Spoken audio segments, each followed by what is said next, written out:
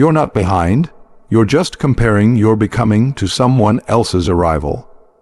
And that comparison is killing your peace.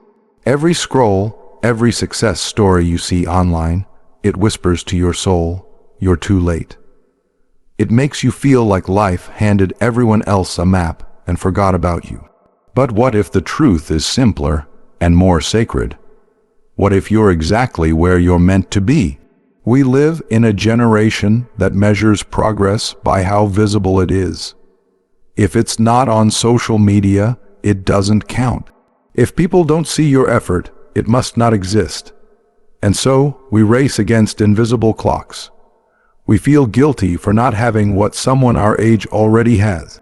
We think delay means denial. But hear me, God's timing is not fragile. He's not late, and He hasn't forgotten you. The illusion of being behind is one of life's greatest thieves. It steals gratitude, and it blinds you to growth. Because while you're staring at where you should be, you miss how far you've actually come. The truth is, life isn't a competition. It's a custom design. Nobody has your path, your pain, or your process. You are not in a race. You are in refinement, and refinement takes time. The rose doesn't envy the sunflower. The moon doesn't rush to shine before sunset. The seasons unfold with divine patience because they trust their timing. You've got to start trusting yours too. Sometimes God delays visibility because He's building depth. He knows that quick fame without foundation will crumble. He knows your heart still needs healing before your platform arrives. So instead of comparing, start preparing. Instead of panicking, start planting. Because you're not falling behind, you're being aligned. And when your season comes, no one will be able to stop what's been maturing in the dark all along. We've become a generation addicted to fast. Fast love, fast money, fast success. But the faster you climb, the easier you fall. Instant gratification has taught us how to chase results without ever building roots. You scroll through endless feeds, watching people announce new businesses, new homes, new achievements, and something inside you aches. You whisper, "When will it be my turn?" But you don't realize that what you're seeing is not their journey. It's their highlight reel. Behind every overnight success are years of private battles, rejections, and nights they almost quit. The reason you feel slow isn't because you're doing something wrong. It's because you're doing it right. Growth that lasts cannot be microwaved. You can't rush integrity. You can't speed up wisdom. You can't bypass the parts of the process that make you strong enough to handle what you're praying for. You see, God doesn't give fast blessings to unprepared hearts. Every delay is an act of mercy, because the blessing you're begging for right now might destroy you if it arrives before you're ready. So, He slows you down not to punish you, but to prepare you. And preparation is never glamorous. It's repetitive, lonely, quiet. But it's where character is built. Because the real miracle is not getting there. It's becoming the kind of person who can stay there once you do. So, stop craving speed. Start honoring the slow burn of your development. Because the people who rush often collapse under the weight of what they prayed for. But the ones who wait, they rise steady. They rise sure. They rise ready. When life slows down, it's easy to feel forgotten. It's easy to look around and think, everyone's moving forward except me. But you're not stuck, you're planted. Think of a seed. To the naked eye, it looks buried, right? Hidden in darkness, pressed under dirt. But beneath the surface, something holy is happening. Roots are forming, structure is strengthening, growth is preparing to burst through. That seed isn't dead, it's becoming. That's what God is doing with you. You're not buried under failure or rejection. You're being built beneath divine soil. He hides you when He's shaping you. He withholds exposure while He's working on endurance. Because visibility without stability is dangerous. The same platform that elevates you can also expose your weakness if you rise too soon. You keep thinking, I'm behind. But God says, no, I'm building you privately. So when I reveal you publicly, no storm can shake what's been rooted deep. It's not punishment, it's protection. You don't bury what's dead. You bury what's alive and still growing. So, don't mistake quiet seasons for wasted time. Every unseen moment is strengthening you. Every hidden chapter is sacred. When your season comes, and it will, the same people who overlooked you will say, "Where did you come from?" And you'll smile, because you'll know you've been growing underground all along. There's a kind of strength that comes from being unseen, the kind you can't fake for an audience. When you're doing the quiet work, nobody's clapping, nobody's sharing your progress, but that's the moment your foundation is forming. Because God does His best work in silence. He uses the nights you cry alone to teach you how to fight with faith. He uses the moments you feel forgotten to teach you how to depend on Him alone. And He uses the days nobody notices you to remind you your worth was never meant to be measured by applause. The quiet work is sacred. Every prayer you whispered in exhaustion. Every morning you got up and tried again. Every dream you protected, even when it looked impossible. That's the evidence that you're still becoming. When your season finally arrives, people will call it luck. They'll say, you came out of nowhere. But you'll know how many nights it took. You'll know how many tears watered that breakthrough. You'll know it wasn't magic, it was faithfulness. So keep showing up. Keep doing the work nobody thanks you for. Because one day your results will speak so loudly that silence will become your testimony. You won't have to prove anything. Your consistency will prove it for you. You can't chase purpose while staring at someone else's path. Comparison makes you forget who you are. It whispers you're not enough. Until you start reshaping yourself to look like everybody else. But comparison will always rob you of clarity. Because you can't run your race while studying someone else's lane. The truth is, someone else's timeline is not your truth. Their journey doesn't threaten yours. In fact, the delay in your story might be your divine protection. God might be keeping you in the waiting room to prepare you for something bigger, something longer lasting. Just because someone got there first doesn't mean they got there better. Sometimes God lets others run ahead so He can refine you quietly. Because when it's your turn, He doesn't want you to just arrive. He wants you to thrive. So stop looking sideways. Start looking inward. Start asking, who am I becoming through this? Not, why haven't I arrived yet? Because your value was never tied to speed. It was tied to substance. Your path is your proof. And when it's time, your story will speak louder than comparison ever could. Here's the truth. You're not waiting for time to catch up. Time is waiting for you to grow. You keep thinking you're late, but in God's kingdom, there's no such thing as too late. There's only right on time. Every season that feels still is shaping you into someone who can carry what you've prayed for.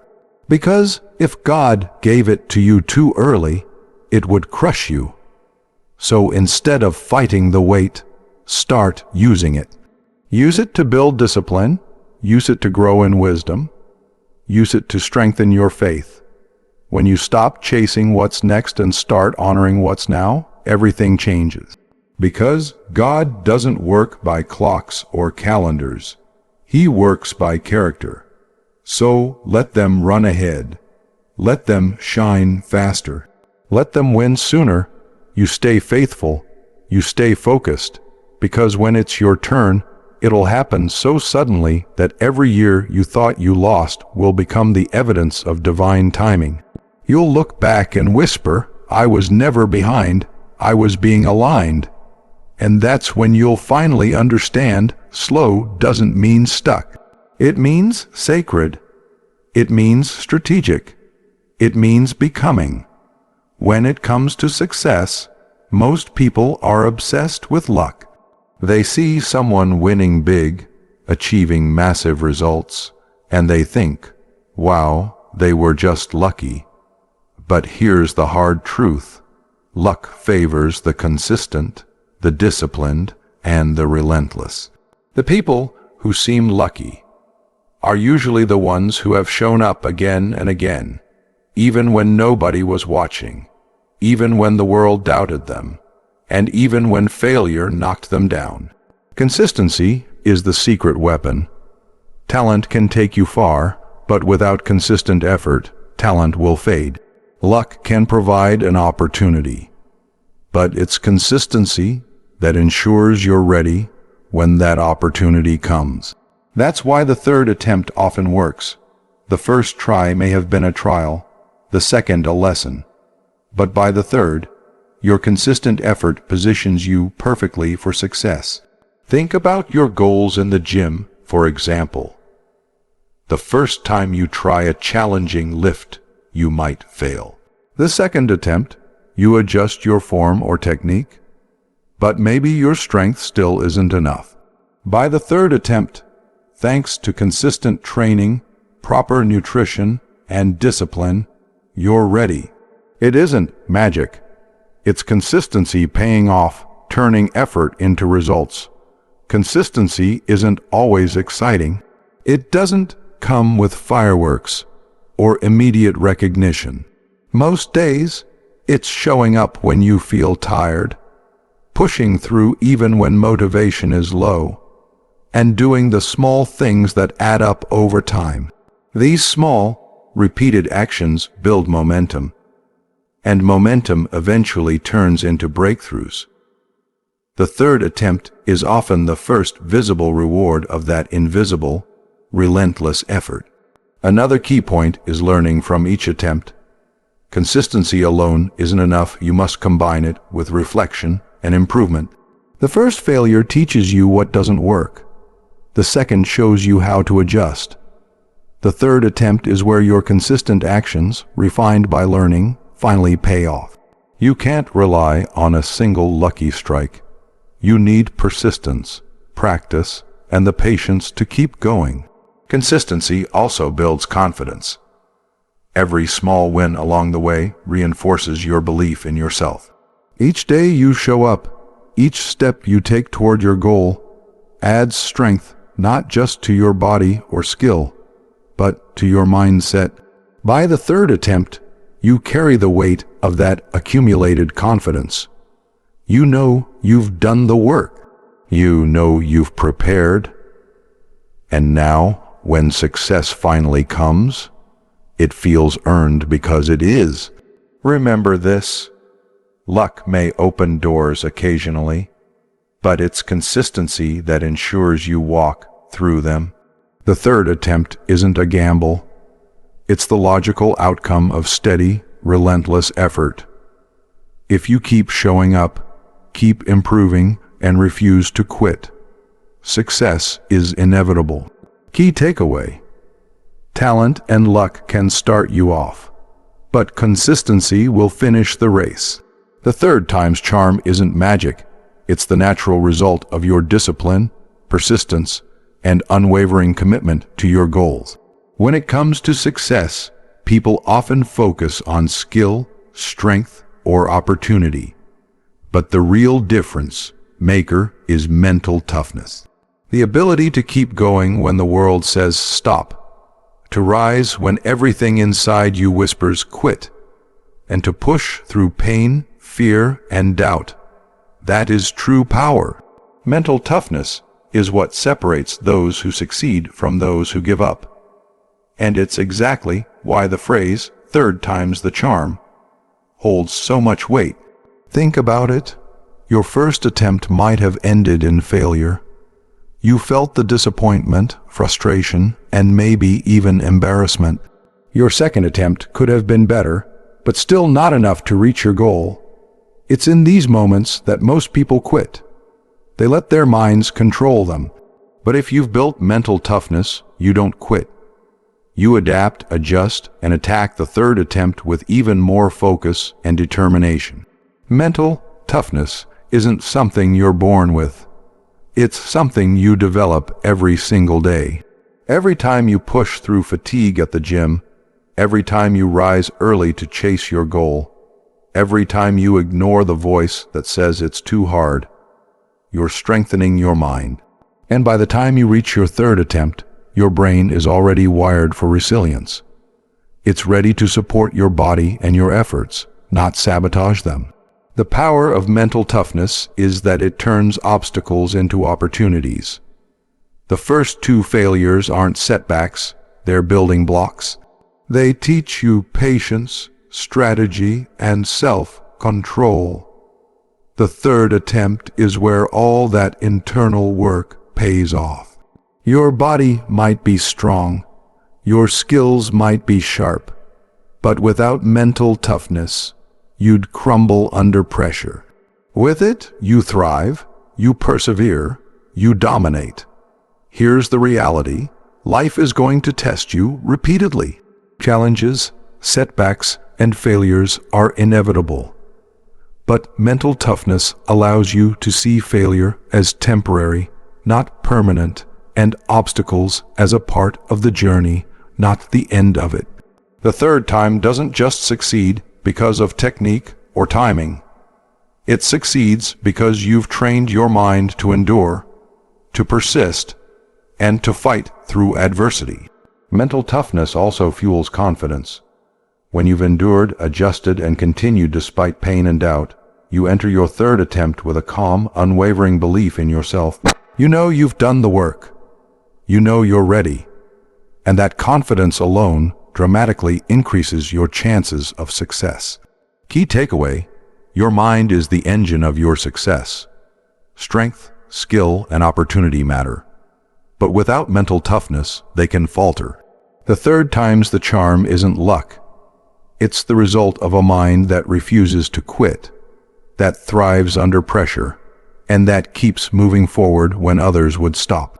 Build your mental toughness, trust it, and the impossible will become possible. Success doesn't come from simply trying once or twice. It comes from the ability to learn from failure, adjust your approach, and execute with precision. Many people give up after their first setback because they see failure as a stop sign. But the truth is that failure is a roadmap. It shows you what doesn't work, what needs fixing, and where you must focus your energy. The third attempt works because it combines the lessons of the first two attempts with a refined strategy and the courage to act. Think about any goal in your life. Maybe it's lifting heavier weights, hitting a sales target, or mastering a new skill. The first attempt teaches you the basics. You discover your limitations and realize that success isn't as simple as you imagined. The second attempt might reveal flaws in your method or gaps in your preparation. By the third attempt, however, you're no longer going in blind. You have experience, insight, and a clear plan, and now you can execute with confidence. Learning is the first step. Each failure, each mistake, each setback carries valuable information. If you ignore these lessons, you risk repeating the same errors. But when you pay attention, analyze what went wrong, and extract actionable insights, you turn failure into fuel for growth. The third attempt becomes less of a gamble and more of a calculated move, based on knowledge and preparation. Adjustment is the second step. It's not enough to try again with the same approach and expect different results. You must adapt and evolve, adjust your strategy, refine your technique, and correct your mistakes. This is where most people fail. They stubbornly repeat the same actions, expecting a miracle. The third time works because you've learned to pivot intelligently. You don't just try harder, you try smarter. Execution is the final and most critical step. You can learn all you want, adjust endlessly, but if you don't execute with determination, nothing changes. The third attempt is your moment of action, where preparation meets opportunity. You step up with focus, energy, and clarity, and you commit fully to the task at hand. You don't hold back. You don't hesitate. You execute with the confidence that comes from lessons learned and adjustments made. Remember, the process of learn, adjust, and execute doesn't just apply to physical goals. It's universal. In business, relationships, fitness, or personal growth, the same formula works. Failure is never a final verdict. It's a guide to your next move. The third attempt is rarely the first moment of perfection, but it is often the moment where persistence, intelligence, and courage converge to produce success. Key takeaway: every failure carries a lesson. Every lesson demands adjustment, and every adjustment requires action. The third time isn't a charm by chance. It's a calculated result of learning, adapting, and executing better than ever before. When you master this process, success becomes inevitable, and failure transforms into the stepping stones of your greatness. Victory rarely comes to those who rush. In a world obsessed with instant results, the true champions understand that patience and persistence are the cornerstones of success. The first failure teaches you impatience. The second failure challenges your determination. But the third attempt, the one often called the charm, is where patience and persistence collide to create victory. Patience is the ability to endure delays, setbacks, and frustrations without giving up. It's what allows you to show up day after day, putting in the work even when results are not immediate. The first attempt may have failed because you weren't ready. The second, because you rushed. By the third attempt, you've learned the value of timing. You understand that growth and success unfold step by step, and that every effort you put in now will compound into results later. Persistence is the relentless commitment to keep going no matter what. It's the refusal to quit when others would. It's the grit that pushes you to wake up early, train harder, and focus longer than anyone else. Persistence turns small actions into monumental outcomes. Without persistence, the lessons from failure are wasted. Without persistence, patience is meaningless. Together, they form an unstoppable force. Think about the journey of elite athletes, entrepreneurs, or anyone who has achieved something extraordinary. Their first attempts were rarely successful. They failed, faced doubt, and sometimes felt hopeless. But they persisted. They stayed disciplined. They remained patient.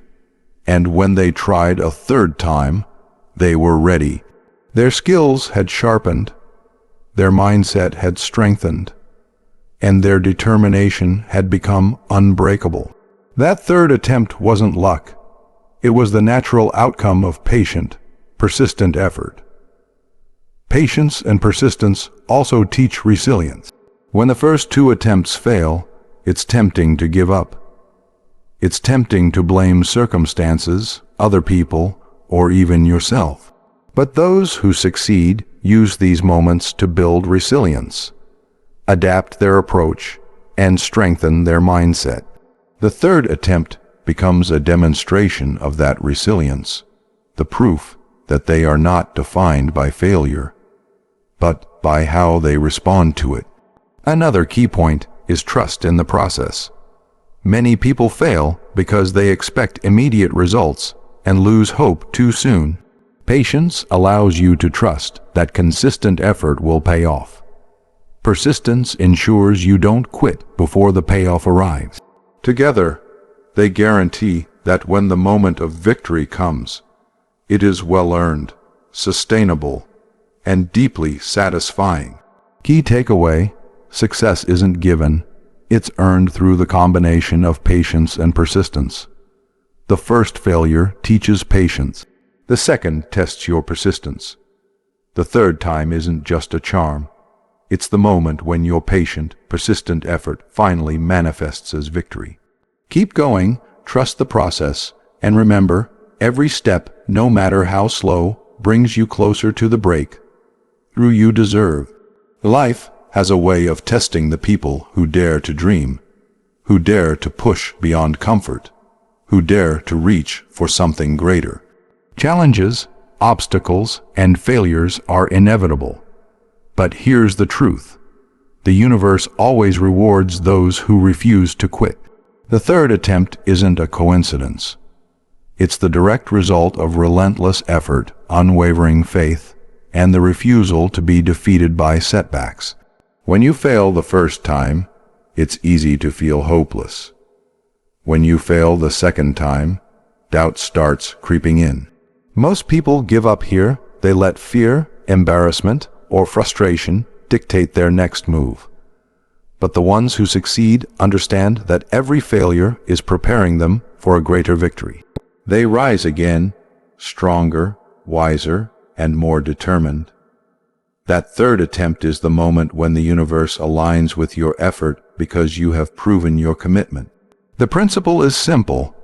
The universe doesn't reward the timid or the impatient. It rewards action, resilience, and persistence. Showing up, learning from your mistakes, adjusting your approach, and refusing to quit sends a signal, not just to the world but to yourself, that you are serious about your goals. This is why the third attempt often succeeds where the first two failed. Your consistent effort, sharpened strategy, and mental toughness converge into a perfect storm of opportunity. Think about athletes, entrepreneurs, and people who have achieved the extraordinary.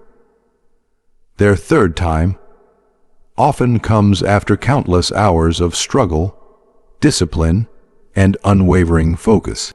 It's the moment when preparation meets opportunity. They don't call it luck. It's the universe rewarding those who keep going when everyone else would have stopped. Mental and emotional endurance play a huge role here. It's easy to quit when you feel tired, when you've faced rejection, or when results aren't immediate.